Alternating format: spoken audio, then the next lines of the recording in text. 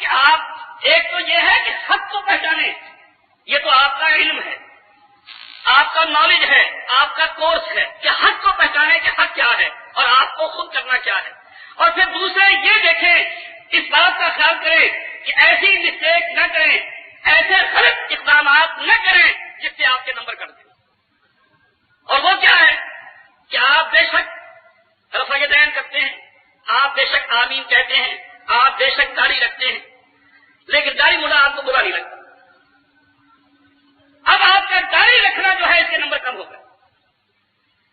دیکھیے خوب سمجھ لیجیے گا، آپ نے داڑھی رکھی لیکن آپ کہتے ہیں کہ کوئی بات نہیں ہے، یہ بھی سب ٹھیک ہے، اپنے بھائی ہیں، سارا کچھ ہے.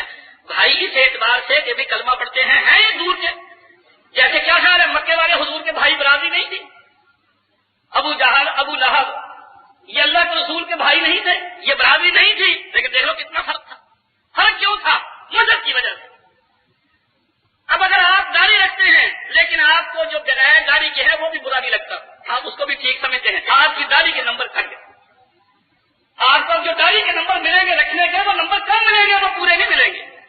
آپ آمین کہتے ہیں، آپ رفع دین کرتے ہیں، لیکن کہتے ہیں نہیں جو نہیں کرتے وہ بھی ٹھیک ہے، بس آپ کے نمبر کٹ گئے، آپ کے نمبر پورے نہیں ملیں گے. اس سے معنی یہ ہو گیا ہے کہ پھر یہ جو نیکی ہے جو تو کرتا ہے. اگر کام کرنے والا اور نہ کرنے والا دونوں برابر ہو جائیں تو کام کرنے کا فائدہ کیا ہے؟ عقل کی بات ہے، سوچنے کی بات ہے. اب دین ہے ہی عقل والوں کے لیے، بے عقلوں کے لیے دین ہے ہی نہیں. اب دیکھو نا، آپ نے دیکھا نہیں ہے بعض لوگ کہ جی رفع دین کر لو تو بھی ٹھیک ہے، نہ کر لو تو بھی ٹھیک ہے. اب یہ بالکل ایسی بات ہو گئی کہ جی نفل پڑھ لو تو بھی ٹھیک ہے، نفل نہ پڑھ لو تو بھی ٹھیک ہے. یہ ٹھیک ہے کہ جو نفل نہ پڑھے وہ گناہگار نہیں، لیکن ثواب میں تو کم ہے نا.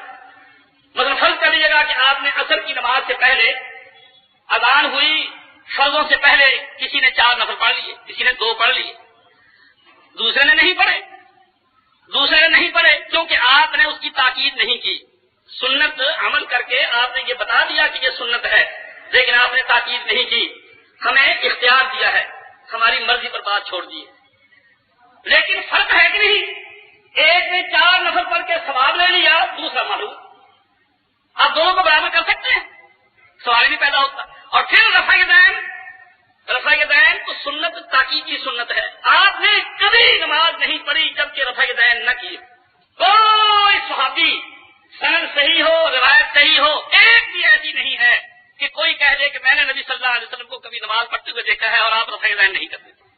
آپ فرض پڑھیں، آپ نفل پڑھیں، آپ سنتے پڑھیں، آپ وتر پڑھیں، گھر پڑھیں، مسجد میں پڑھیں، سفر میں پڑھیں، حضر میں پڑھیں، جب آپ پڑھتے تھے صحابی بیان کرتے ہیں کہ رفع دین کرو.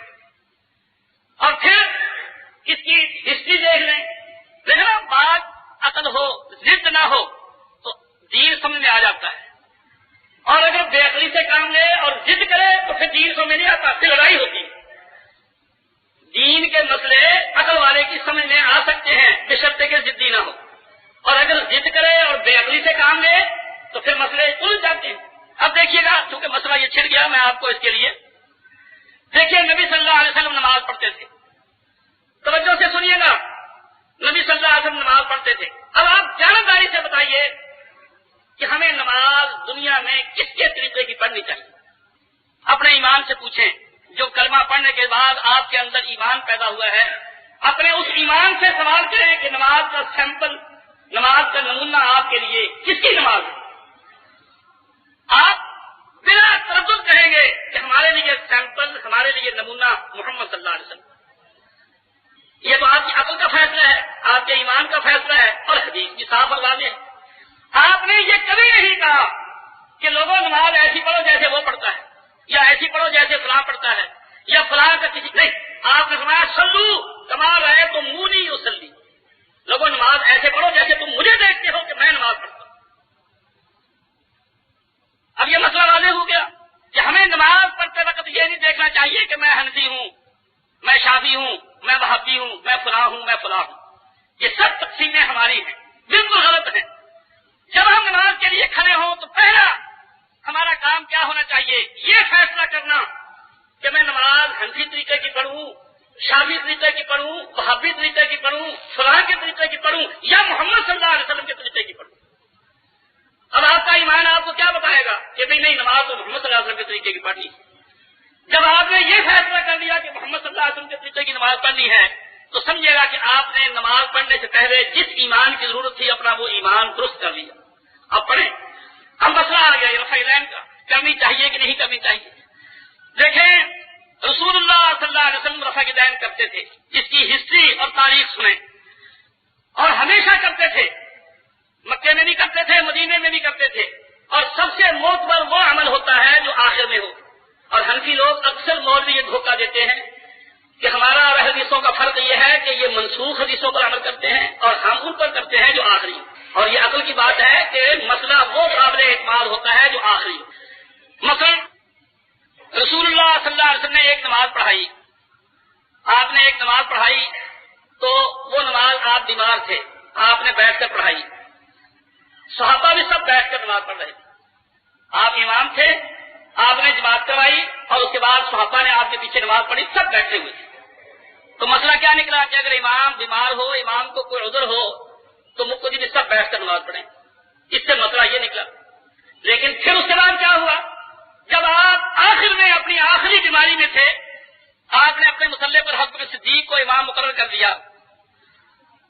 چونکہ حضور کی نیت یہ تھی کہ لوگوں کو یہ معلوم ہو جائے کہ میری جگہ لینے والا، میرے مسلح پر کھڑا ہونے والا ابو بکر ہوگا اور کوئی جرت نہ کرے.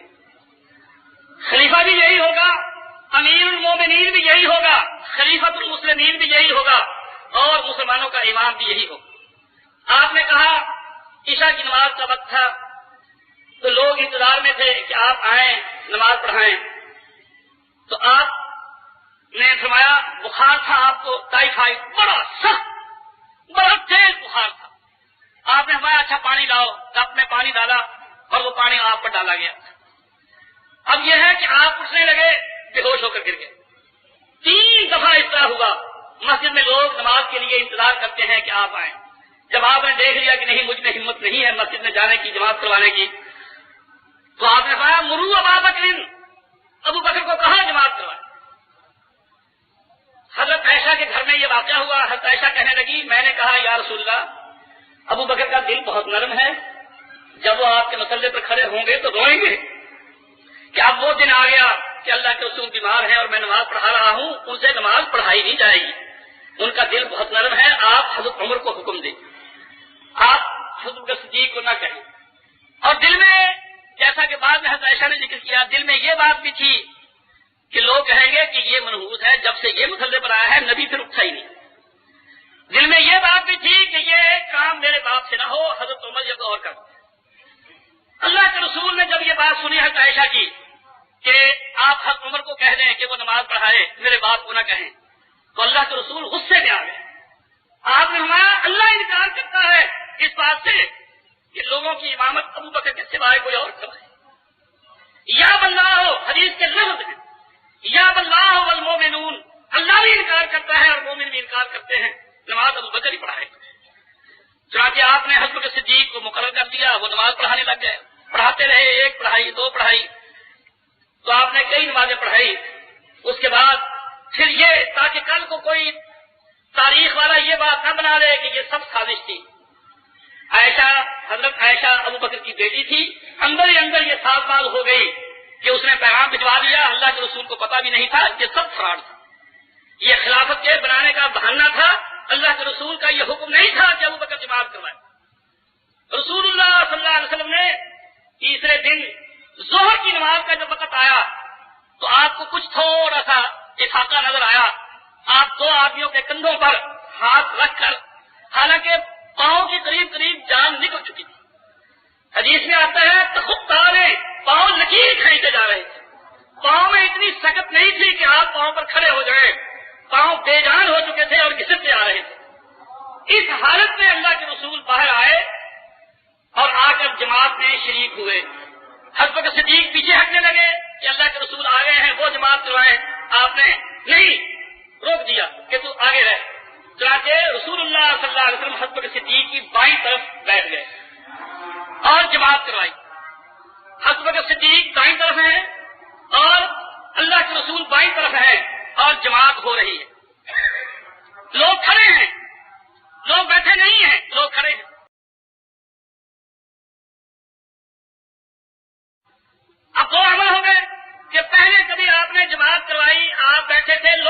بیٹھے تھے. آخری وقت میں آپ نے جو نماز پڑھائی, آپ بیٹھے تھے, لوگ سب کھڑے. جماعت یوں ہوئی تو مسئلہ سے کیا ثابت ہوا؟ مسئلہ وہ جو آخری ہے, کیا کہ اگر امام بیٹھ کر نماز پڑھائے تو مقتدی کھڑے ہو کر پڑھے. چنانچہ امام بخاری نے یہ لکھا ہے کہ آخری عمل جو ہے وہ یہی ہے کہ مقتدی جو ہے وہ کھڑے ہو کر پڑھے, کیونکہ ان کے بیٹھنے کے لیے کوئی عذر نہیں. تو مسئلہ یہی صحیح ہوتا ہے کہ جو آپ کا آخری عمل ہو.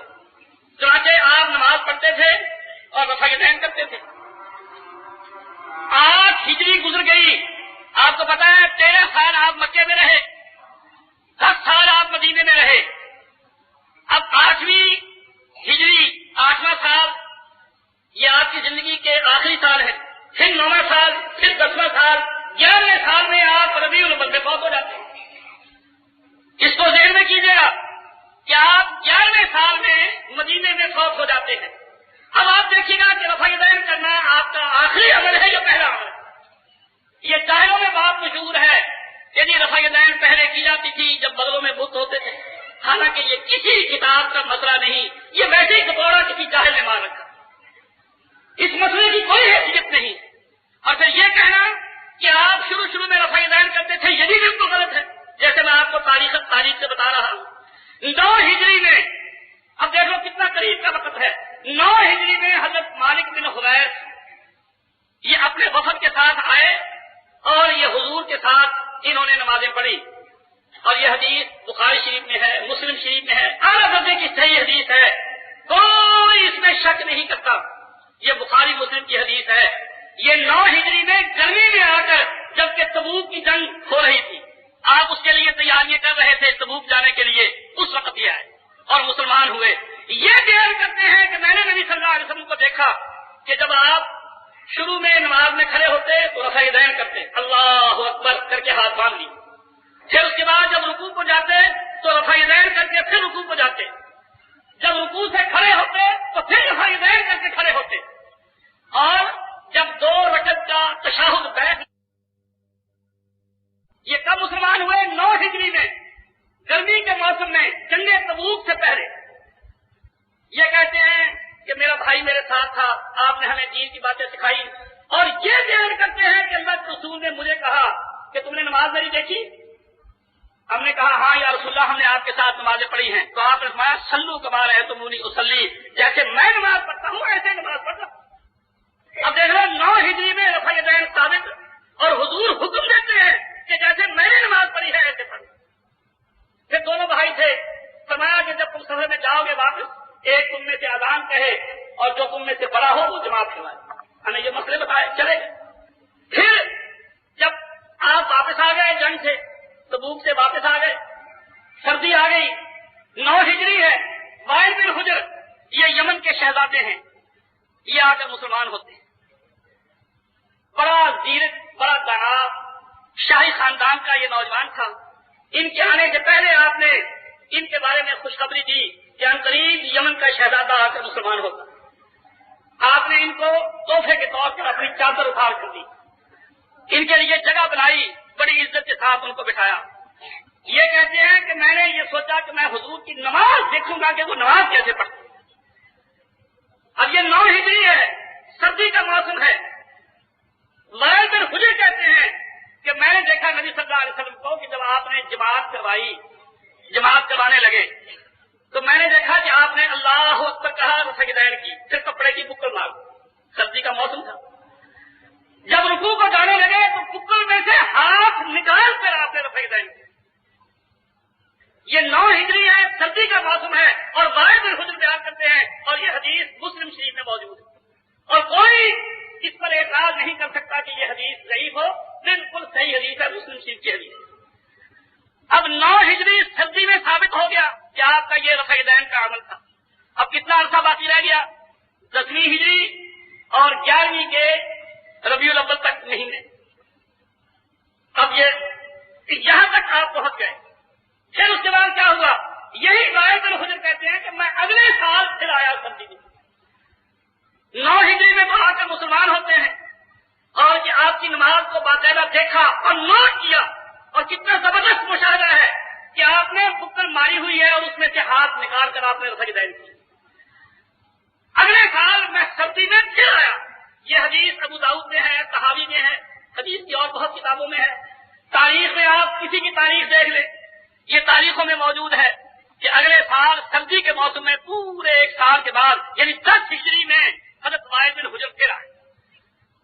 تو وہ کہتے ہیں کہ میں نے دیکھا, صحابہ کو دیکھا, اللہ کے رسول کو دیکھا, یوں رفع یدین کرتے ہیں جیسے ان کے ہاتھ پنکھے ہیں. یہ ابو داؤد میں حدیث ہے. اب 10 ہجری تک پہنچ گئے. 10 ہجری میں سردی کے موسم میں انہوں نے آ کر کے دیکھا, اور اس کے قریباً 5.5 یا 6 مہینے کے بعد آپ فوت ہو جاتے. کہاں تک پہنچ گئے آپ کہ آپ کی وفات سے 6 مہینے پہلے کا عمل جو ہے بالکل خاص طور پر ثابت ہے کہ آپ رفع یدین کرتے. اب اگر لڑنا نہ ہو, جھگڑنا نہ ہو, پارٹی بازی نہ ہو, فرقوں کا اختلاف نہ ہو, تو اب مسئلے کا حل کیا ہے؟ اب اگر کوئی حنفی عالم یہ بات بیان کر دے کہ کوئی صحابی اس وائل بن حجر کی 10ویں ہجری کے بعد کی کوئی روایت بیان کر دے کہ رفع یدین میں نے دیکھا کہ حضور نہیں کرتے تھے, تو فیصلہ ہو گیا کہ رفع یدین ختم ہو.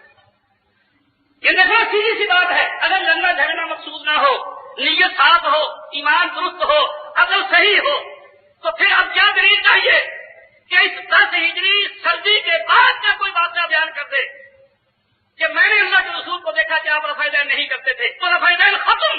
ورنہ رفع یدین کرنا آپ کا زندگی کا آخری عمل ہے, یہ سنت ثابت ہے, اور آپ کے گھر کر بھی دیکھو مسئلے کا حل ہو گیا. کوئی فساد نہیں, کوئی جھگڑا نہیں, تاریخی بات ہے. اب اس کے تحت اس کو پڑھے لکھے لوگ اپنے دلوں پر نوٹ کر لیں, مولویوں سے پوچھ لیں, اور ہم نے یہ رسالہ بھی لکھا ہے ہم نماز میں رفع یدین کیوں کرتے ہیں, اور سب عالموں کو یہ ہم نے دعوت دی ہے. کوئی عالم حضرت وائل بن حجر کی 10ویں سال جو ہے اس کے بعد کا کوئی واقعہ بیان کر دے تو رفع یدین ختم. ورنہ جانبداری کی بات یہ ہے کہ اگر تمہیں نماز محمد صلی اللہ علیہ وسلم کے طریقے کی پڑھنی ہے تو رفع یدین کے ساتھ پڑھو. اور اگر آپ یہ کہیں کہ جی میں تو حنفی ہوں, تو پھر آپ کہیں بس پھر معاملہ ختم ہے. حنفی کو مذہب ہے, حنفی کو دین ہے, دین محمد صلی اللہ علیہ وسلم کا. کیا کہتا ہے آپ کا ایمان؟ دین محمد صلی اللہ علیہ وسلم کا لا الہ الا اللہ محمد الرسول اللہ.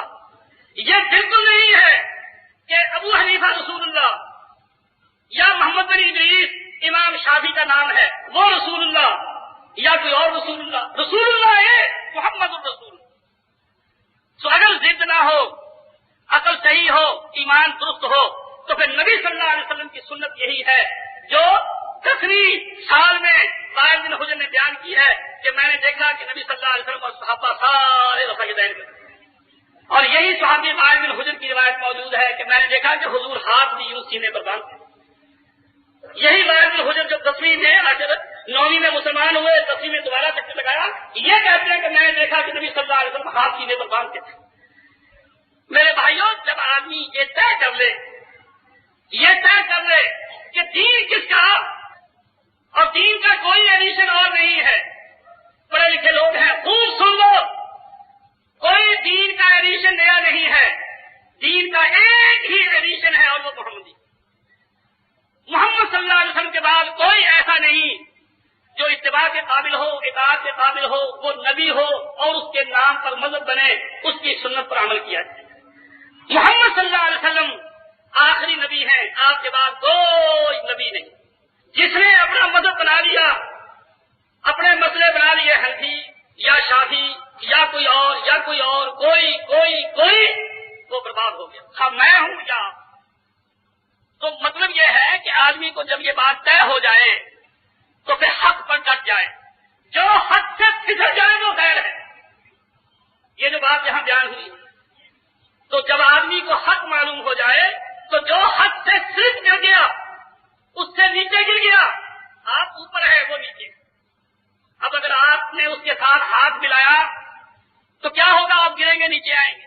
اسی لیے میں آپ سے عرض کر دوں, فخر کی بات نہیں ہے, فخر کی بات نہیں ہے, حقیقت کا اظہار ہے. جب ہم نے یہاں کام شروع کیا تو ہمیں دیوبندیوں نے بہت کہا, اور ان کے نمائندے کون تھے؟ مولانا عبد القادر آزاد صاحب, جو آج کل شاہی مسجد کے خطیب اور امام. وہ کہنے لگے ہمیں کہ آپ ہم سے مل کر کام کریں. دیکھیے سمجھیے بات کو توجہ سے سنیے گا. آپ ہم سے مل کر کام کریں, ہم بریلویوں کے خلاف کام کریں, ہم شیعہ کے خلاف کام کریں, ہم اور آپ دونوں مل کر کام کریں. تو میں نے ان سے کیا کہا کہ دین کا کام تو ہم کرتے ہیں, اگر ہم دیوبندیوں سے ملے تو پہلا نقصان تو ہم یہ اٹھائیں کہ اوپر سے نیچے گرے اور تمہارے لیول پر آ جائے. دین میں ملنے ملانے والی بات بالکل غلط ہے. خوب سمجھ لو, اس کو لوگ رواداری کہتے ہیں, اس کو لوگ کہتے ہیں کہ جو اس میں بہت برداشت ہے. دین میں نیچے اترنا اپنے مقام سے نیچے اتر کر کسی کے ساتھ مل کر کام کرنا, یہ اپنے آپ کو تہذیب بنانے والی بات. جو امام رفع یدین چھوڑ دیتا ہے اس لیے کہ لوگ رفع یدین سے بلکتے ہیں, اس لیے میں نے رفع یدین چھوڑ دی. اب اس کے معنی یہ ہو گئے کہ وہ لوگوں کو دین پر لاتا ہے, خود بے دین ہو گئے. خدا نے یہ کب کہا ہے کہ تم میرے دین کے لیے بے دین ہو جا؟ خدا کہتا ہے دین میرا تو دیندار ہے, کوئی آئے نہ آئے. اور پھر نتیجہ کیا نکلا؟ دشمنی ہو گئی. جو بندیوں نے ہمارے خلاف, جو لوگ جانتے ہیں انہیں پتا ہے, جب محرم آیا تو شیعہ کا معاملہ ہے, لیکن یقین جانے جب محرم آتا تھا میرے خلاف دیوبندی, بریلوی, شیعہ ایک ہوتے تھے.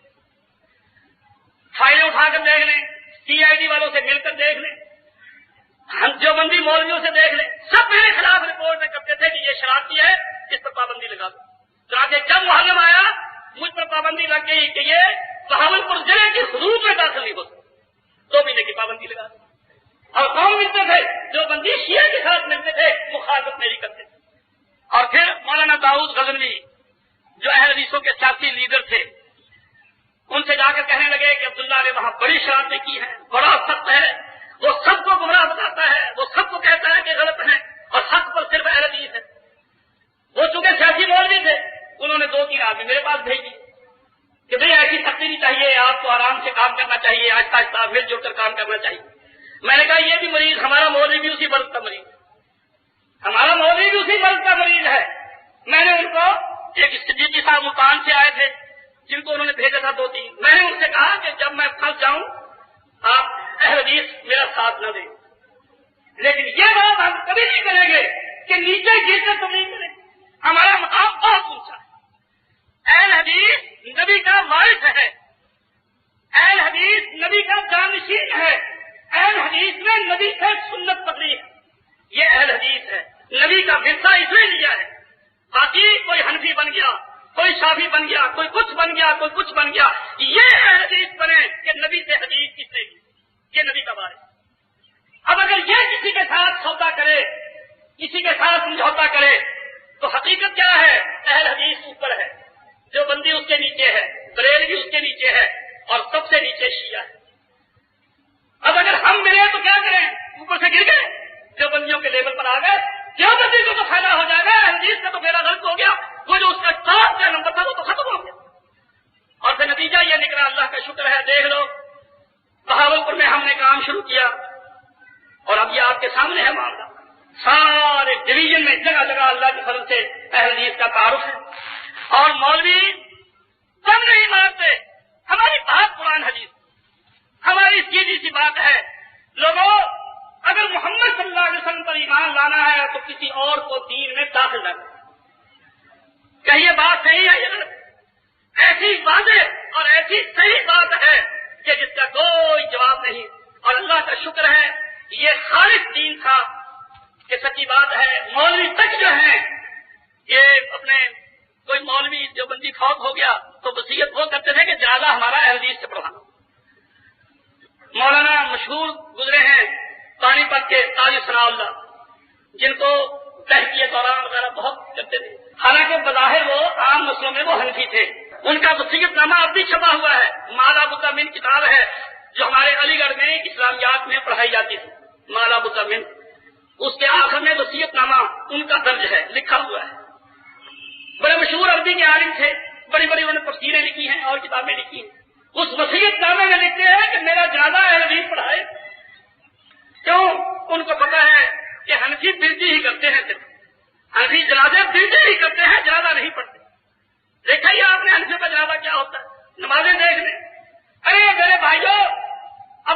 چاول، باسمتی کے چاول، اعلیٰ چاول اور گھٹیا چاول، ایک نگاہ مار لو فوراً پتہ چل جاتا ہے کہ یہ چاول کیسے ہیں، یہ چاول کیسے ہیں۔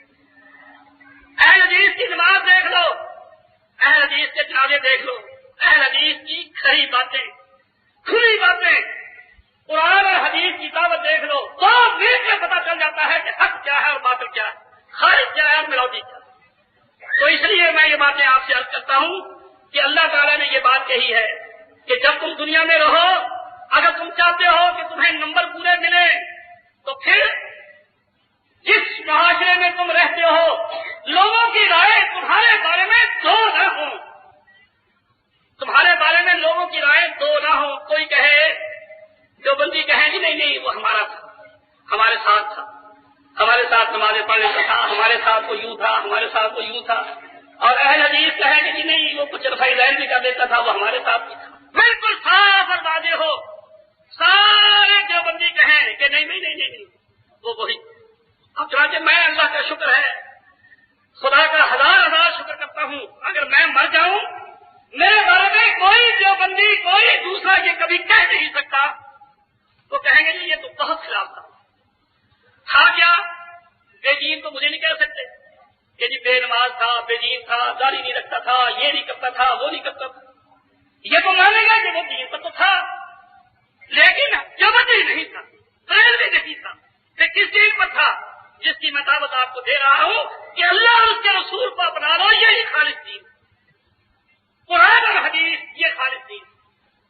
یہ نہیں کہ میں جو ڈھیلے یہاں رفع دین کر لی وہاں چھوڑ دی، اس کے پیچھے بھی نماز پڑھ لی، اس کے پیچھے بھی نماز پڑھ لی، نہیں، خالص بالکل اہل حدیث، نبی کا وارث رسول اللہ صلی اللہ علیہ وسلم جب دنیا سے گئے تو آپ کی یہ حدیث بڑی مشہور ہے، ترکت فیکم امرین، لوگوں میں جا رہا ہوں، تمہیں 23 سال میں نے کورس تیار کرایا، 23 سال میں نے پڑھایا، اور بعد میں بھی لوگ آئیں گے، میں اب اپنا وہ کورس تمہیں دیا جا رہا ہوں، ترکت فیکم امرین، یہ وہ دو چیزیں جو میں چھوڑ کر جا رہا ہوں، لن تضلوا ما تمسکتم بہما، جب تک تم ان دونوں کو مضبوطی سے پکڑے رکھو گے کبھی گمراہ نہیں ہوگے۔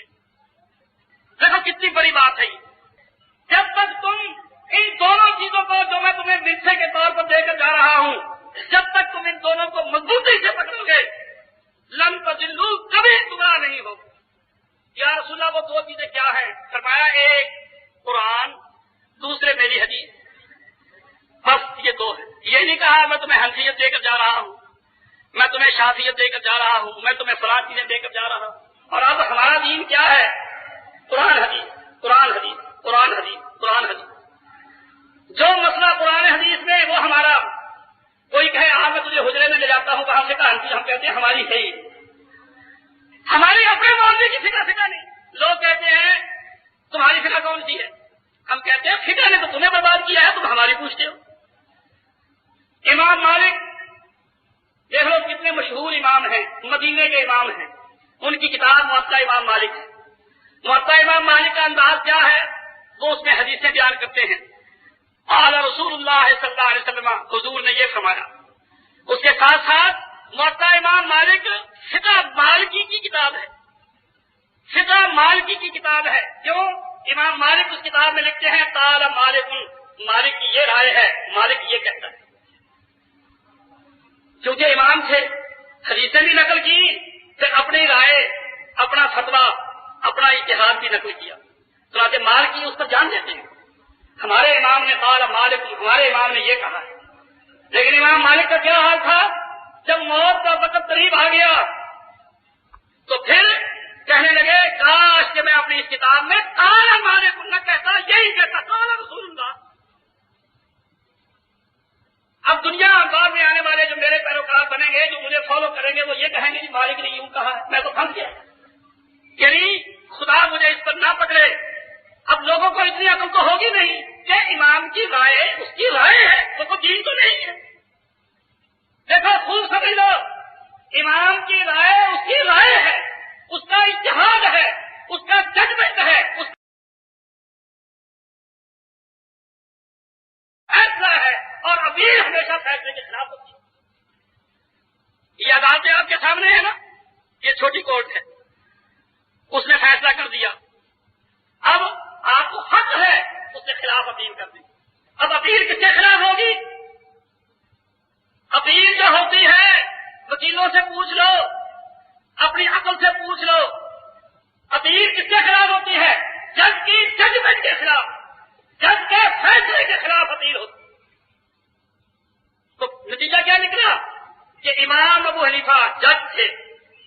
مسلمانوں کے جج تھے، امام شافعی مسلمانوں کے جج تھے، لیکن ان کے ججمنٹ کے خلاف اپیل ہو سکتی ہے، وہ دین نہیں، وہ صحیح بھی ہو سکتی ہے، بات غلط بھی ہو سکتی ہے۔ اگر نہیں اپیل ہو سکتی تو محمد صلی اللہ علیہ وسلم کی بات کے خلاف اپیل نہیں، وہ دین ہے۔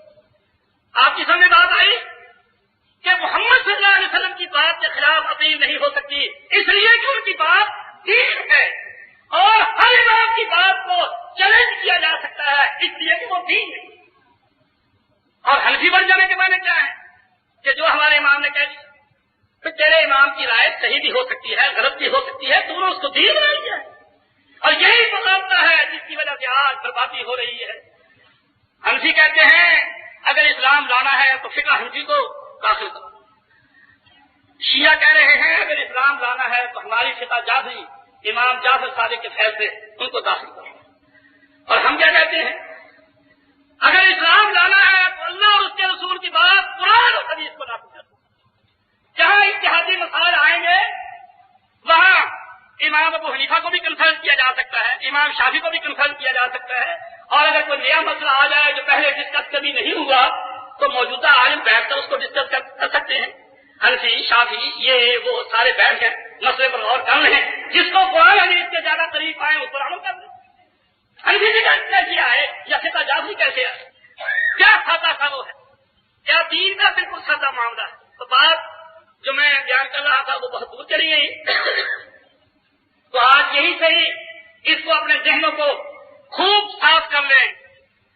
نجات کے لیے کیا ضروری ہے؟ میں بار بار یہ بات دہراتا ہوں اور ہر جگہ یہ بات دہرائی جاتی ہے۔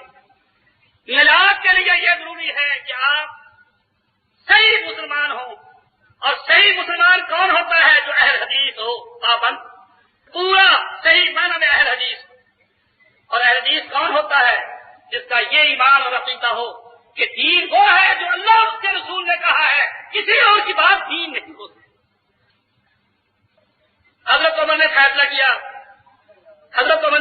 کیا، دوسرے صحابی نے ٹوک دیا، یہ یوں نہیں ہے، یوں ہے۔ انہوں نے دوسروں کو بلا کر پوچھا تو ثابت یہ ہوا کہ نہیں، واقعتاً مسئلہ ویسے ہی ہے جیسے اس نے کہا، فوراً اپنی بات کو واپس دے۔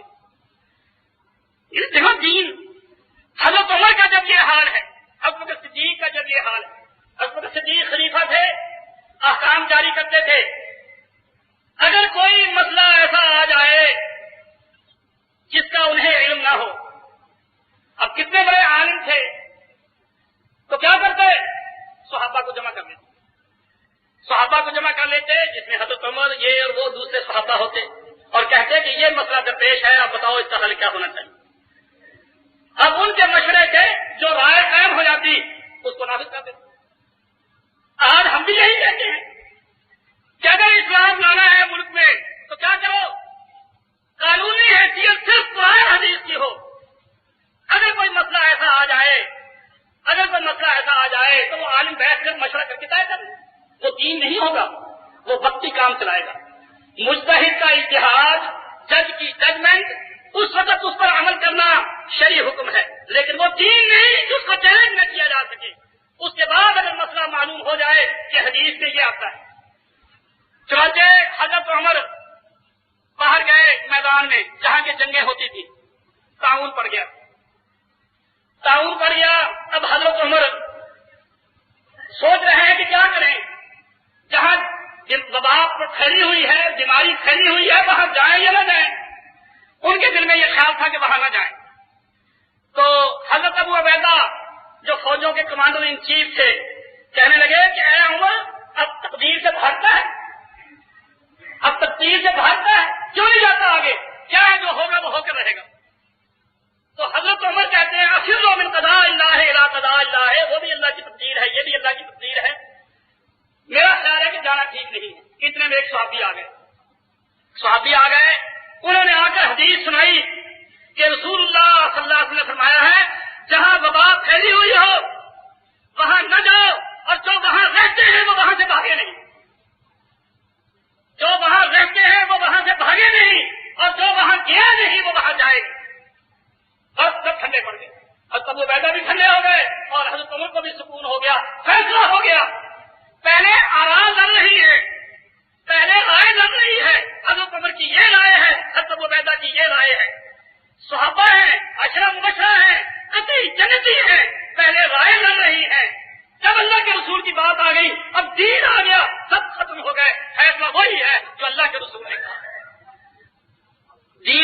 لو، اب اس کے بعد آپ یہ نہیں کہہ سکتے، اور میں اللہ کے فضل سے بڑی یعنی خوشی کے ساتھ یہ بات کہہ سکتا ہوں، بڑے دعوے کے ساتھ یہ بات کہہ سکتا ہوں، جو ہمارے یہاں جمعہ پڑھ لے گا وہ خود بھی بنا رہے تو اس کی مرضی ہے، ورنہ وہ انشاءاللہ مخالفت میں کبھی نہیں ہم نے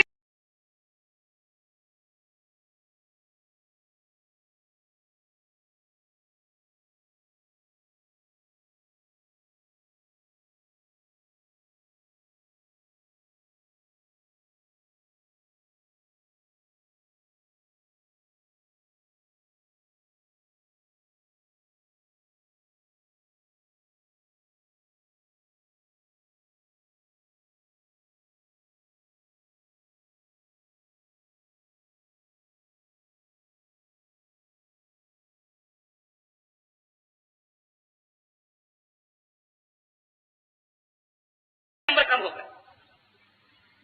دیکھیے خوب سمجھ لیجیے گا، آپ نے داڑھی رکھی لیکن آپ کہتے ہیں کہ کوئی بات نہیں ہے، یہ بھی سب ٹھیک ہے، اپنے بھائی ہیں، سارا کچھ ہے، بھائی اس اعتبار سے کہ بھی کلمہ پڑھتے ہیں یہ دور کے، جیسے کیا خیال ہے مکے والے حضور کے بھائی برادری نہیں تھی؟ ابو جہل، ابو لہب، یہ اللہ کے رسول کے بھائی نہیں تھے، یہ برادری نہیں تھی، لیکن دیکھ لو کتنا فرق تھا۔ فرق کیوں تھا؟ مذہب کی وجہ سے۔ اب اگر آپ داڑھی رکھتے ہیں لیکن آپ کو جو بغیر داڑھی کے ہے وہ بھی برا نہیں لگتا، آپ اس کو بھی ٹھیک سمجھتے ہیں، آپ کی داڑھی کے نمبر کٹ گئے، آپ کو جو داڑھی کے نمبر ملیں گے رکھنے کے وہ نمبر کم ملیں گے، وہ پورے نہیں ملیں گے۔ آپ آمین کہتے ہیں، آپ رفع یدین کرتے ہیں، لیکن کہتے ہیں نہیں جو نہیں کرتے وہ بھی ٹھیک ہے، بس آپ کے نمبر کٹ گئے، آپ کے نمبر پورے نہیں ملیں گے۔ اس کے معنی یہ ہو گیا کہ پھر یہ کوئی نیکی ہے جو تو کرتا ہے۔ اگر کام کرنے والا اور نہ کرنے والا دونوں برابر ہو جائیں تو کام کرنے کا فائدہ کیا ہے؟ عقل کی بات ہے، سوچنے کی بات ہے۔ اب دین ہے ہی عقل والوں کے لیے، بے عقلوں کے لیے دین ہے ہی نہیں۔ اب دیکھو نا، آپ نے دیکھا نہیں ہے بعض لوگ کہ جی رفع یدین کر لو تو بھی ٹھیک ہے، نہ کر لو تو بھی ٹھیک ہے۔ اب یہ بالکل ایسی بات ہو گئی کہ جی نفل پڑھ لو تو بھی ٹھیک ہے، نفل نہ پڑھ لو تو بھی ٹھیک ہے۔ یہ ٹھیک ہے کہ جو نفل نہ پڑھے وہ گناہگار نہیں، لیکن ثواب میں تو کم ہے نا۔ مطلب فرض کر لیجیے گا کہ آپ نے عصر کی نماز سے پہلے اذان ہوئی، فرضوں سے پہلے کسی نے 4 نفل پڑھ لیے، کسی نے 2 پڑھ لیے، دوسرے نے نہیں پڑھے کیونکہ آپ نے اس کی تاکید نہیں کی۔ سنت عمل کر کے آپ نے یہ بتا دیا کہ یہ سنت ہے، لیکن آپ نے تاکید نہیں کی، ہمیں اختیار دیا ہے، ہماری مرضی پر بات چھوڑ دی ہے۔ لیکن فرق ہے کہ نہیں؟ ایک نے 4 نفل پڑھ کے ثواب لے لیا، دوسرا معلوم، آپ دونوں کو برابر کر سکتے ہیں؟ سوال ہی نہیں پیدا ہوتا۔ اور پھر رفع یدین تو سنت تاکید کی سنت ہے، آپ نے کبھی نماز نہیں پڑھی جبکہ رفع یدین نہ کی۔ کوئی صحابی سند صحیح ہو، روایت صحیح ہو، ایک بھی ایسی نہیں ہے کہ کوئی کہہ دے کہ میں نے نبی صلی اللہ علیہ وسلم کو کبھی نماز پڑھتے ہوئے دیکھا ہے اور آپ رفع یدین نہیں کرتے۔ آپ فرض پڑھیں، آپ نفل پڑھیں، آپ سنتے پڑھیں، آپ وتر پڑھیں، گھر پڑھیں، مسجد میں پڑھیں، سفر میں پڑھیں، حضر میں پڑھیں، جب آپ پڑھتے تھے صحابی بیان کرتے ہیں کہ رفع یدین کرو۔ اور پھر اس کی ہسٹری دیکھ لیں، دیکھنا بات عقل ہو، ضد نہ ہو تو دین سمجھ میں آ جاتا ہے، اور اگر بے عقلی سے کام لے اور ضد کرے تو پھر دین سمجھ میں نہیں آتا، پھر لڑائی ہوتی ہے۔ دین کے مسئلے عقل والے کی سمجھ میں آ سکتے ہیں بشرطے کہ ضدی نہ ہو، اور اگر ضد کرے اور بے عقلی سے کام لے تو پھر مسئلے الجھ جاتے ہیں۔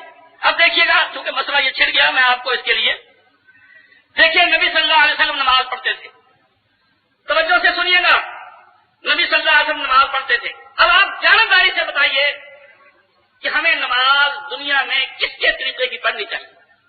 اپنے ایمان سے پوچھیں، جو کلمہ پڑھنے کے بعد آپ کے اندر ایمان پیدا ہوا ہے، اپنے اس ایمان سے سوال کریں کہ نماز کا سیمپل، نماز کا نمونہ آپ کے لیے کس کی نماز ہے؟ آپ بلا تردد کہیں گے کہ ہمارے لیے سیمپل، ہمارے لیے نمونہ محمد صلی اللہ علیہ وسلم۔ یہ تو آپ کی عقل کا فیصلہ ہے، آپ کے ایمان کا فیصلہ ہے، اور حدیث بھی صاف اور واضح ہے۔ آپ نے یہ کبھی نہیں کہا کہ لوگوں نماز ایسی پڑھو جیسے وہ پڑھتا ہے، یا ایسی پڑھو جیسے فلاں پڑھتا ہے، یا فلاں کا کسی نہیں۔ آپ نے فرمایا صلو کما رأیتمونی اصلی، لوگوں نماز ایسے پڑھو جیسے تم مجھے دیکھتے ہو کہ میں نماز پڑھتا ہوں۔ اب یہ مسئلہ واضح ہو گیا کہ ہمیں نماز پڑھتے وقت یہ نہیں دیکھنا چاہیے کہ میں حنفی ہوں، میں شافعی ہوں، میں وہابی ہوں، میں فلاں ہوں، میں فلاں ہوں۔ یہ سب تقسیمیں ہماری ہیں،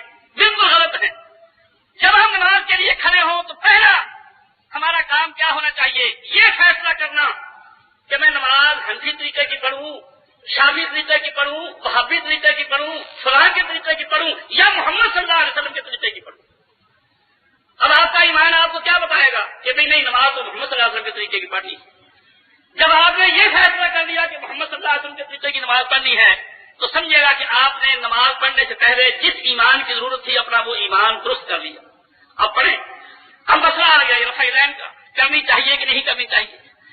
دیکھیں رسول اللہ صلی اللہ علیہ وسلم رفع العین کرتے تھے، اس کی ہسٹری اور تاریخ سنیں، اور ہمیشہ کرتے تھے، مکے میں بھی کرتے تھے، مدینے میں بھی کرتے تھے، اور سب سے معتبر وہ عمل ہوتا ہے جو آخر میں ہو۔ اور حنفی لوگ اکثر مولوی یہ دھوکہ دیتے ہیں کہ ہمارا اور حدیثوں کا فرق یہ ہے کہ یہ منسوخ حدیثوں پر عمل کرتے ہیں اور ہم ان پر کرتے ہیں جو آخری، اور یہ عقل کی بات ہے کہ مسئلہ وہ قابل اعتماد ہوتا ہے جو آخری۔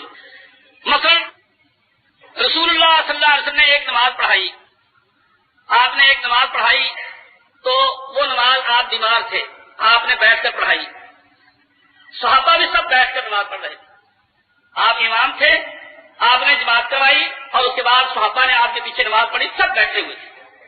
تو مسئلہ کیا نکلا کہ اگر امام بیمار ہو، امام کو کوئی عذر ہو تو مقتدی بھی سب بیٹھ کر نماز پڑھیں، اس سے مسئلہ یہ نکلا۔ لیکن پھر اس کے بعد کیا ہوا؟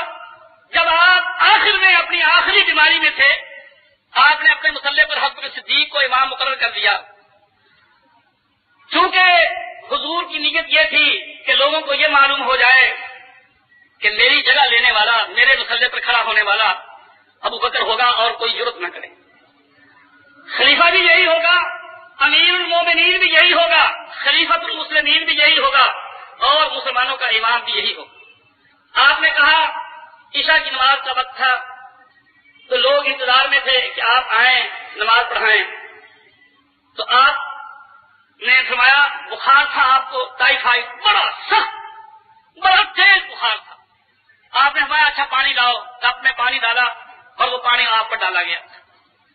اب یہ ہے کہ آپ اٹھنے لگے، بے ہوش ہو کر گر گئے۔ 3 دفعہ اس طرح ہوا، مسجد میں لوگ نماز کے لیے انتظار کرتے ہیں کہ آپ آئیں، جب آپ نے دیکھ لیا کہ نہیں مجھ میں ہمت نہیں ہے مسجد میں جانے کی، جماعت کروانے کی، تو آپ نے کہا مرو ابا بکر، ابو بکر کو کہا جماعت کروائے۔ حضرت عائشہ کے گھر میں یہ واقعہ ہوا، حضرت عائشہ کہنے لگی میں نے کہا یا رسول اللہ ابو بکر کا دل بہت نرم ہے، جب وہ آپ کے مصلی پر کھڑے ہوں گے تو روئیں گے، کہ اب وہ دن آ گیا کہ اللہ کے رسول بیمار ہیں اور میں نماز پڑھا رہا ہوں، ان سے نماز پڑھائی نہیں جائے گی، ان کا دل بہت نرم ہے، آپ حضرت عمر کو حکم دیں، آپ حضرت بکر صدیق کو نہ کہیں۔ اور دل میں جیسا کہ بعد میں حضرت عائشہ نے ذکر کیا، دل میں یہ بات بھی تھی کہ لوگ کہیں گے کہ یہ منحوس ہے، جب سے یہ مصلی پر آیا ہے نبی پھر اٹھا ہی نہیں۔ دل میں یہ بات بھی تھی کہ یہ کام میرے باپ سے نہ ہو، حضرت عمر یہ غور کر۔ اللہ کے رسول نے جب یہ بات سنی حضرت عائشہ کی کہ آپ حضرت عمر کو کہہ دیں کہ وہ نماز پڑھائے، میرے باپ کو نہ کہیں، تو اللہ کے رسول غصے میں آ گئے۔ آپ نے فرمایا اللہ انکار کرتا ہے اس بات سے کہ لوگوں کی امامت ابو بکر کے سوائے کوئی اور کرائے۔ یا بلّہ، حدیث کے لفظ ہیں یا بلّہ والمومنون، اللہ بھی انکار کرتا ہے اور مومن بھی انکار کرتے ہیں، نماز ابو بکر ہی پڑھائے۔ چنانچہ آپ نے حضرت صدیق کو مقرر کر دیا، وہ نماز پڑھانے لگ گئے، پڑھاتے رہے، 1 پڑھائی 2 پڑھائی، تو آپ نے کئی نمازیں پڑھائی۔ اس کے بعد پھر یہ تاکہ کل کو کوئی تاریخ والا یہ بات نہ بنا لے کہ یہ سب سازش تھی، عائشہ حضرت عائشہ ابو بکر کی بیٹی تھی، اندر ہی اندر یہ سات بات ہو گئی کہ اس نے پیغام بھجوا دیا، اللہ کے رسول کو پتا بھی نہیں تھا، یہ سب فراڈ تھا، یہ خلافت کے بنانے کا بہانہ تھا، اللہ کے رسول کا یہ حکم نہیں تھا کہ ابو بکر جماعت کروائے۔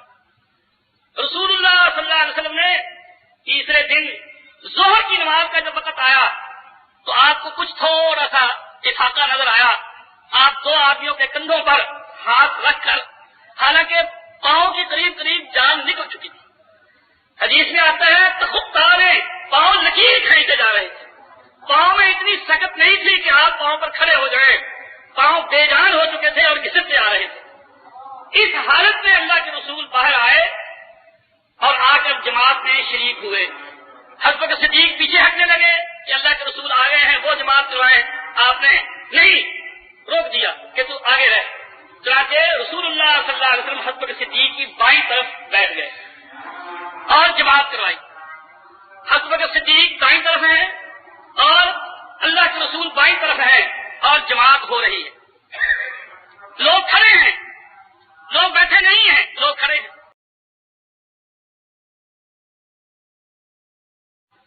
اب دو عمل ہو گئے کہ پہلے کبھی آپ نے جماعت کروائی, آپ بیٹھے تھے, لوگ بھی سارے بیٹھے تھے. آخری وقت میں آپ نے جو نماز پڑھائی, آپ بیٹھے تھے, لوگ سب کھڑے. جماعت یوں ہوئی تو مسئلہ سے کیا ثابت ہوا؟ مسئلہ وہ جو آخری ہے, کیا کہ اگر امام بیٹھ کر نماز پڑھائے تو مقتدی کھڑے ہو کر پڑھے. چنانچہ امام بخاری نے یہ لکھا ہے کہ آخری عمل جو ہے وہ یہی ہے کہ مقتدی جو ہے وہ کھڑے ہو کر پڑھے, کیونکہ ان کے بیٹھنے کے لیے کوئی عذر نہیں. تو مسئلہ یہی صحیح ہوتا ہے کہ جو آپ کا آخری عمل ہو. چنانچہ آپ نماز پڑھتے تھے اور رفع یدین کرتے تھے. 8 ہجری گزر گئی, آپ کو پتا ہے 13 سال آپ مکے میں رہے, 10 سال آپ مدینے میں رہے. اب 8ویں ہجری 8واں سال یہ آپ کی زندگی کے آخری سال ہے.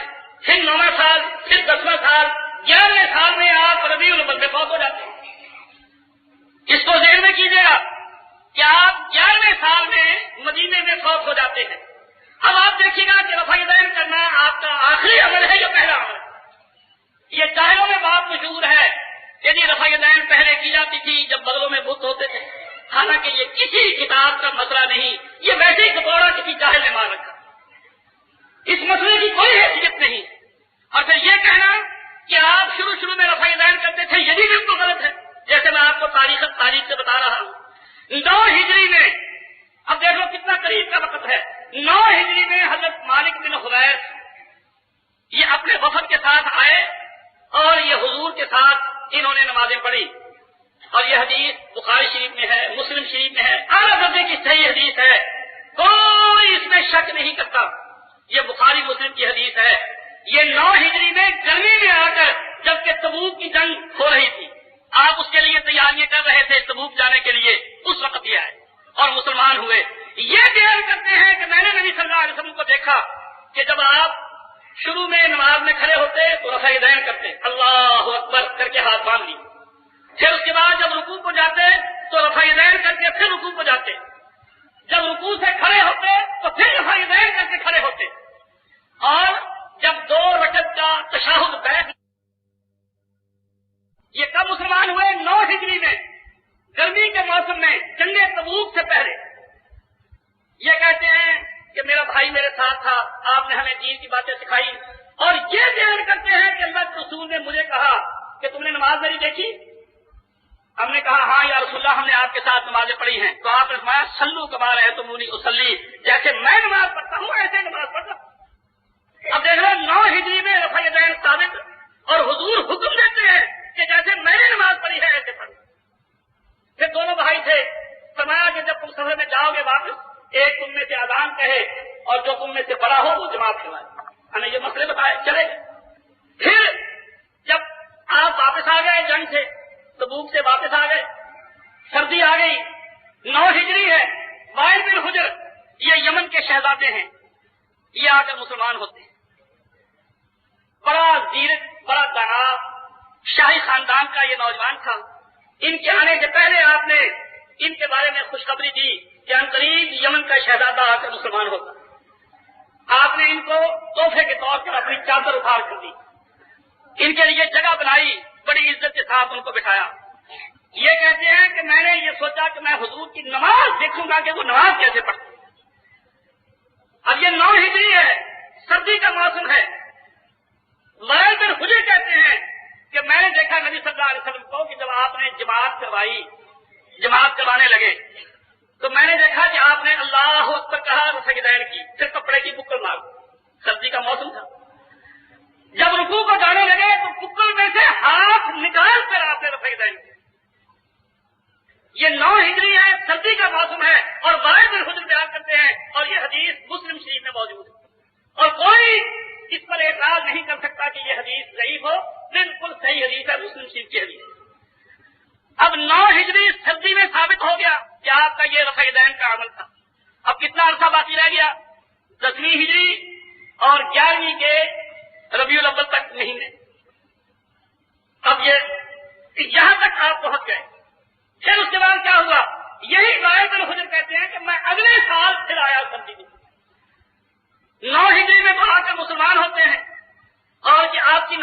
باقاعدہ دیکھا اور نوٹ کیا، اور کتنا زبردست مشاہدہ ہے کہ آپ نے بکر ماری ہوئی ہے اور اس میں سے ہاتھ نکال کر آپ نے سجدہ کی۔ اگلے سال میں سردی میں پھر آیا، یہ حدیث ابو داؤد میں ہے، طحاوی میں ہے، حدیث کی اور بہت کتابوں میں ہے، تاریخ میں آپ کسی کی تاریخ دیکھ لیں، یہ تاریخوں میں موجود ہے کہ اگلے سال سردی کے موسم میں پورے ایک سال کے بعد یعنی 10 ہجری میں حضرت وائل بن حجر پھر آئے۔ تو وہ کہتے ہیں کہ میں نے دیکھا، صحابہ کو دیکھا، اللہ کے رسول کو دیکھا، یوں رفع یدین کرتے ہیں جیسے ان کے ہاتھ پنکھے ہیں۔ یہ ابو داؤد میں حدیث ہے۔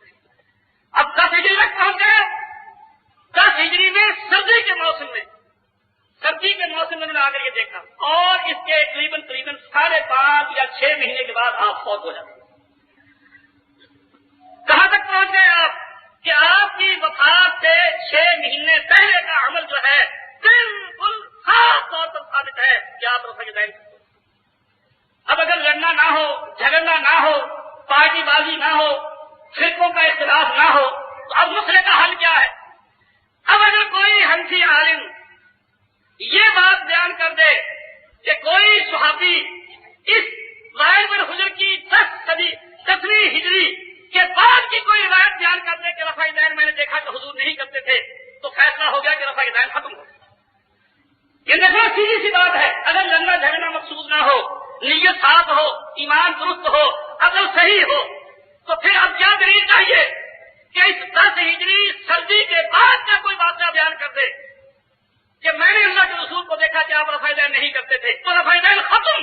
ورنہ رفع یدین کرنا آپ کا زندگی کا آخری عمل ہے، یہ سنت ثابت ہے، اور آپ کے گھر کر بھی دیکھو مسئلے کا حل ہو گیا، کوئی فساد نہیں، کوئی جھگڑا نہیں، تاریخی بات ہے۔ اب اس کے تحت اس کو پڑھے لکھے لوگ اپنے دلوں پر نوٹ کر لیں، مولویوں سے پوچھ لیں، اور ہم نے یہ رسالہ بھی لکھا ہے ہم نماز میں رفع یدین کیوں کرتے ہیں، اور سب عالموں کو یہ ہم نے دعوت دی ہے، کوئی عالم حضرت وائل بن حجر کی 10ویں سال جو ہے اس کے بعد کا کوئی واقعہ بیان کر دے تو رفع یدین ختم۔ ورنہ جانبداری کی بات یہ ہے کہ اگر تمہیں نماز محمد صلی اللہ علیہ وسلم کے طریقے کی پڑھنی ہے تو رفع یدین کے ساتھ پڑھو۔ اور اگر آپ یہ کہیں کہ جی میں تو حنفی ہوں، تو پھر آپ کہیں بس پھر معاملہ ختم ہے۔ حنفی کو مذہب ہے، حنفی کو دین ہے، دین محمد صلی اللہ علیہ وسلم کا کیا کہتا ہے آپ کا ایمان؟ دین محمد صلی اللہ علیہ وسلم کا لا الہ الا اللہ محمد الرسول اللہ، یہ بالکل نہیں ہے کہ ابو حنیفہ رسول اللہ یا محمد بن ادریس امام شافعی کا نام ہے وہ رسول اللہ یا کوئی اور رسول اللہ، رسول اللہ ہے محمد الرسول۔ تو اگر ضد نہ ہو، عقل صحیح ہو، ایمان درست ہو، تو پھر نبی صلی اللہ علیہ وسلم کی سنت یہی ہے جو 10ویں سال میں وائل بن حجر نے بیان کی ہے کہ میں نے دیکھا کہ نبی صلی اللہ علیہ وسلم اور صحابہ سارے رفع یدین کرتے، اور یہی صحابی وائل بن حجر کی روایت موجود ہے کہ میں نے دیکھا کہ حضور ہاتھ بھی یوں سینے پر باندھتے۔ یہی وائل بن حجر جو 10ویں میں 9ویں میں مسلمان ہوئے، 10ویں میں دوبارہ چکر لگایا، یہ کہتے ہیں کہ میں نے دیکھا کہ نبی صلی اللہ علیہ وسلم ہاتھ سینے پر باندھتے تھے۔ میرے بھائیوں، جب آدمی یہ طے کر لے کہ دین کس کا اور دین کا کوئی ایڈیشن اور نہیں ہے، پڑھے لکھے لوگ ہیں خوب سن لو، کوئی دین کا ایڈیشن نیا نہیں ہے، دین کا ایک ہی ایڈیشن ہے اور وہ محمدی۔ محمد صلی اللہ علیہ وسلم کے بعد کوئی ایسا نہیں جو اتباع کے قابل ہو، اطاعت کے قابل ہو، وہ نبی ہو اور اس کے نام پر مذہب بنے، اس کی سنت پر عمل کیا جائے۔ محمد صلی اللہ علیہ وسلم آخری نبی ہیں، آپ کے بعد کوئی نبی نہیں۔ جس نے اپنا مذہب بنا لیا، اپنے مسئلے بنا لیے حنفی یا شافعی یا کوئی اور کوئی وہ برباد ہو گیا، خواہ میں ہوں یا آپ۔ تو مطلب یہ ہے کہ آدمی کو جب یہ بات طے ہو جائے تو پھر حق پر ڈٹ جائے، جو حق سے پھسل جائے وہ غیر ہے۔ یہ جو بات یہاں بیان ہوئی، تو جب آدمی کو حق معلوم ہو جائے تو جو حق سے صرف گر گیا، اس سے نیچے گر گیا، آپ اوپر ہے وہ نیچے۔ اب اگر آپ نے اس کے ساتھ ہاتھ ملایا تو کیا ہوگا؟ آپ گریں گے، نیچے آئیں گے۔ اسی لیے میں آپ سے عرض کر دوں، فخر کی بات نہیں ہے، فخر کی بات نہیں ہے، حقیقت کا اظہار ہے۔ جب ہم نے یہاں کام شروع کیا تو ہمیں دیوبندیوں نے بہت کہا، اور ان کے نمائندے کون تھے؟ مولانا عبدالقادر آزاد صاحب، جو آج کل شاہی مسجد کے خطیب اور امام، وہ کہنے لگے ہمیں کہ آپ ہم سے مل کر کام کریں۔ دیکھیے، سمجھیے بات کو، توجہ سے سنیے گا، آپ ہم سے مل کر کام کریں، ہم بریلویوں کے خلاف کام کریں، ہم شیعہ کے خلاف کام کریں، ہم اور آپ دونوں مل کر کام کریں۔ تو میں نے ان سے کیا کہا کہ دین کا کام تو ہم کرتے ہیں، اگر ہم دیوبندیوں سے ملے تو پہلا نقصان تو ہم یہ اٹھائیں کہ اوپر سے نیچے گرے اور تمہارے لیول پر آ جائے۔ دین میں ملنے ملانے والی بات بالکل غلط ہے، خوب سمجھ لو۔ اس کو لوگ رواداری کہتے ہیں، اس کو لوگ کہتے ہیں کہ اس میں بہت برداشت ہے۔ دین میں نیچے اترنا اپنے مقام سے نیچے اتر کر کسی کے ساتھ مل کر کام کرنا، یہ اپنے آپ کو بےدین بنانے والی بات۔ جو امام رفع یدین چھوڑ دیتا ہے اس لیے کہ لوگ رفع یدین سے بدکتے ہیں، اس لیے میں نے رفع یدین چھوڑ دی۔ اب اس کے معنی یہ ہو گئے کہ وہ لوگوں کو دین پر لاتا ہے، خود بے دین ہو گئے۔ خدا نے یہ کب کہا ہے کہ تو میرے دین کے لیے بے دین ہو جا؟ خدا کہتا ہے دین میرا، تو دیندار ہے، کوئی آئے نہ آئے۔ اور پھر نتیجہ کیا نکلا؟ دشمنی ہو گئی۔ جو بندیوں نے ہمارے خلاف، جو لوگ جانتے ہیں انہیں پتا ہے، جب محرم آیا تو شیعہ کا معاملہ ہے، لیکن یقین جانے جب محرم آتا تھا میرے خلاف دیوبندی، بریلوی، شیعہ ایک ہوتے تھے۔ فائلیں اٹھا کر دیکھ لیں، CID والوں سے مل کر دیکھ لیں، ہم دیوبندی مولویوں سے دیکھ لیں، سب میرے خلاف رپورٹ کرتے تھے کہ یہ شرارتی ہے، اس پر پابندی لگا دو۔ چنانچہ جب محرم آیا مجھ پر پابندی لگ گئی کہ یہ بہاولپور ضلع کی حدود میں داخل نہیں ہو سکتا، 2 مہینے کی پابندی لگا دی۔ اور کون ملتے تھے؟ جو بندی شیعہ کے ساتھ ملتے تھے، مخالفت میری کرتے تھے۔ اور پھر مولانا داؤد غزنوی جو اہل حدیثوں کے سیاسی لیڈر تھے، ان سے جا کر کہنے لگے کہ عبداللہ نے وہاں بڑی شرارتیں کی ہیں، بڑا سخت ہے، وہ سب کو گمراہ بتاتا ہے، وہ سب کو کہتا ہے کہ غلط ہیں اور حق پر صرف اہل حدیث ہے۔ وہ چونکہ سیاسی مولوی تھے، انہوں نے 2-3 آدمی میرے پاس بھیج دیے کہ بھئی ایسی سختی نہیں چاہیے، آپ کو آرام سے کام کرنا چاہیے، آہستہ آہستہ مل جل کر کام کرنا چاہیے۔ میں نے کہا یہ بھی مریض، ہمارا مولوی بھی اسی مرض کا مریض ہے، ہمارا مولوی بھی اسی مرض کا مریض ہے۔ میں نے ان کو، ایک صدیقی صاحب ملتان سے آئے تھے جن کو انہوں نے بھیجا تھا 2-3، میں نے ان سے کہا کہ جب میں پھنس جاؤں آپ اہل حدیث میرا ساتھ نہ دیں، لیکن یہ بات ہم کبھی نہیں کریں گے کہ نیچے گر کر تبلیغ کریں، ہمارا مقام بہت اونچا ہے۔ اہل حدیث نبی کا وارث ہے، اہل حدیث نبی کا جانشین ہے، اہل حدیث میں نبی سے سنت پکڑی ہے، یہ اہل حدیث ہے، نبی کا ورثہ اس نے لیا ہے۔ باقی کوئی حنفی بن گیا، کوئی شافعی بن گیا، کوئی کچھ بن گیا، کوئی کچھ بن گیا، یہ اہل حدیث بنے کہ نبی سے حدیث کس نے لی، یہ نبی کا وارث۔ اب اگر یہ کسی کے ساتھ سودا کرے، کسی کے ساتھ سمجھوتا کرے، تو حقیقت کیا ہے؟ اہل حدیث اوپر ہے، جو بندی اس کے نیچے ہے، بریلوی اس کے نیچے ہے، اور سب سے نیچے شیعہ ہے۔ اب اگر ہم ملے تو کیا کریں؟ اوپر سے گر گئے، جو بندیوں کے لیول پر آ گئے، دیوبندی کو تو فائدہ ہو جائے گا، اہل حدیث کا تو میرا غلط ہو گیا، وہ جو اس کا ٹاپ کا نمبر تھا وہ تو ختم ہو گیا۔ اور پھر نتیجہ یہ نکلا، اللہ کا شکر ہے، دیکھ لو بہاولپور میں ہم نے کام شروع کیا، اور اب یہ آپ کے سامنے ہے معاملہ، سارے ڈویژن میں جگہ جگہ اللہ کے فضل سے اہل حدیث کا تعارف ہے، اور مولوی دم نہیں مارتے، ہماری بات قرآن حدیث، ہماری سیدھی سی بات ہے، لوگوں اگر محمد صلی اللہ علیہ وسلم پر ایمان لانا ہے تو کسی اور کو دین میں داخل نہ کریں۔ کیا یہ بات صحیح ہے؟ یہ ایسی واضح اور ایسی صحیح بات ہے کہ جس کا کوئی جواب نہیں، اور اللہ کا شکر ہے یہ خالص دین تھا کہ سچی بات ہے، مولوی تک جو ہیں یہ اپنے، کوئی مولوی جو بندی فوت ہو گیا تو وصیت وہ کرتے تھے کہ جنازہ ہمارا اہل حدیث سے پڑھانا۔ مولانا مشہور گزرے ہیں پانی پت کے قاضی ثناء اللہ، جن کو تحقیق دوران وغیرہ بہت کرتے تھے، حالانکہ بظاہر وہ عام مسئلوں میں وہ حنفی تھے۔ ان کا وصیت نامہ اب بھی چھپا ہوا ہے، مالا بتا من کتاب ہے جو ہمارے علی گڑھ میں اسلامیات میں پڑھائی جاتی تھی، مالا بتا من، اس کے آخر میں وصیت نامہ ان کا درج ہے، لکھا ہوا ہے۔ بڑے مشہور عربی کے عالم تھے، بڑی بڑی انہوں نے تفسیریں لکھی ہیں اور کتابیں لکھی ہیں۔ اس وصیت نامے میں لکھتے ہیں کہ میرا جنازہ اہل حدیث پڑھائے، فیصلہ ہے، اور امیر ہمیشہ فیصلے کے خلاف ہوتی ہے۔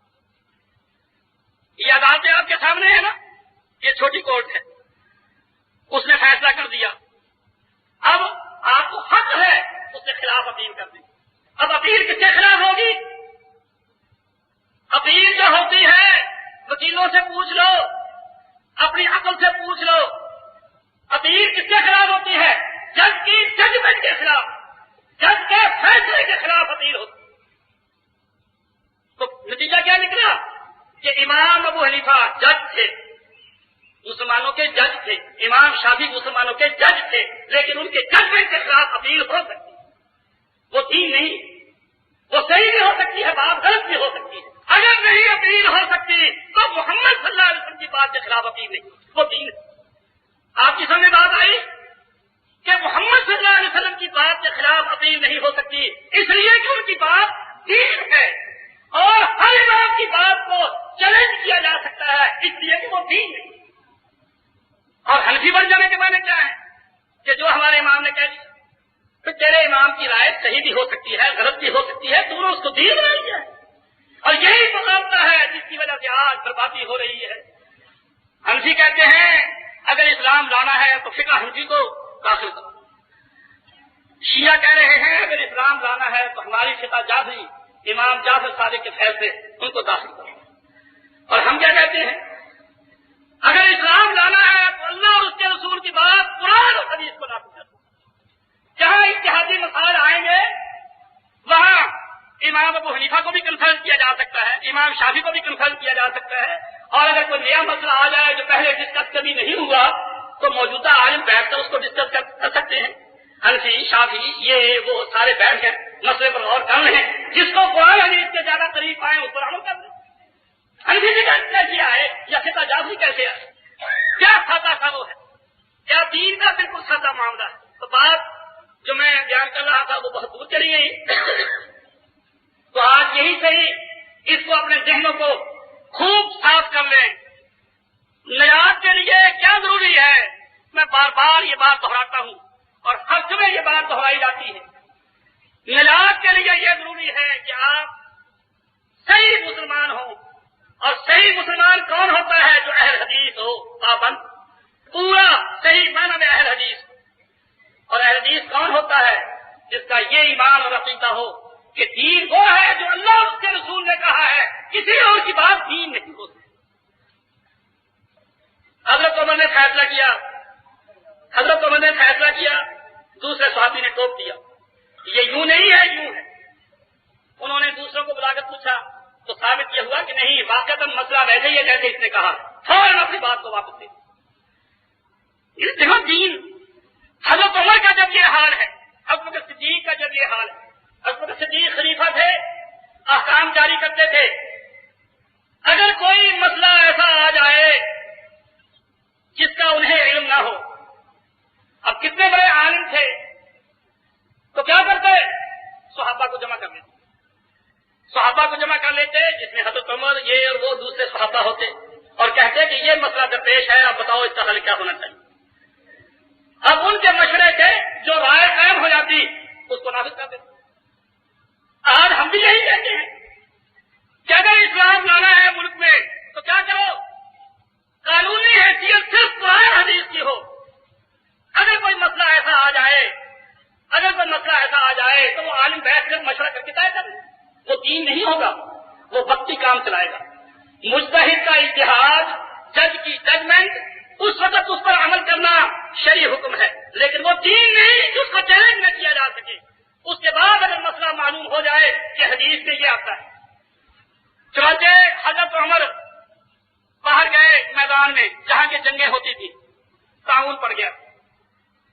اب حضرت عمر سوچ رہے ہیں کہ کیا کریں، جہاں وبا پھیلی ہوئی ہے، بیماری پھیلی ہوئی ہے، وہاں جائیں یا نہ جائیں۔ ان کے دل میں یہ خیال تھا کہ وہاں نہ جائیں، تو حضرت ابو عبیدہ جو فوجوں کے کمانڈر ان چیف تھے کہنے لگے کہ اے عمر، اب تقدیر سے بھاگتا ہے، کیوں نہیں جاتا آگے؟ کیا ہے جو ہوگا وہ ہو کر رہے گا۔ تو حضرت عمر کہتے ہیں افروا من قضاء یہ بھی اللہ کی تقدیر ہے. میرا خیال ہے کہ جانا ٹھیک نہیں ہے. اتنے میں ایک صحابی آ گئے, انہوں نے آ کر حدیث سنائی کہ رسول اللہ صلی اللہ علیہ وسلم نے فرمایا ہے جہاں وبا پھیلی ہوئی ہو وہاں نہ جاؤ, اور جو وہاں رہتے ہیں وہ وہاں سے بھاگے نہیں, جو وہاں رہتے ہیں وہ وہاں سے بھاگے نہیں, اور جو وہاں گیا نہیں وہ وہاں جائے. بس سب ٹھنڈے پڑ گئے, حضرت ابو عبیدہ بھی ٹھنڈے ہو گئے اور حضرت عمر کو بھی سکون ہو گیا, فیصلہ ہو گیا. پہلے آرام لڑ رہی ہے, پہلے رائے لڑ رہی ہے, حضرت عمر کی یہ رائے ہے, حضرت ابو عبیدہ کی یہ رائے ہے. صحابہ ہیں, عشرہ مبشرہ ہیں, قطعی جنتی ہیں, پہلے رائے لڑ رہی ہیں. جب اللہ کے رسول کی بات آ گئی, اب دین آ گیا, سب ختم ہو گئے. فیصلہ وہی ہے جو اللہ کے رسول نے کہا. دین کو سیکھ لو.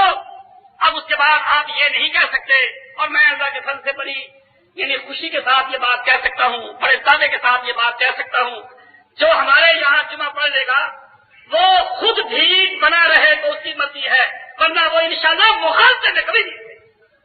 ہم نے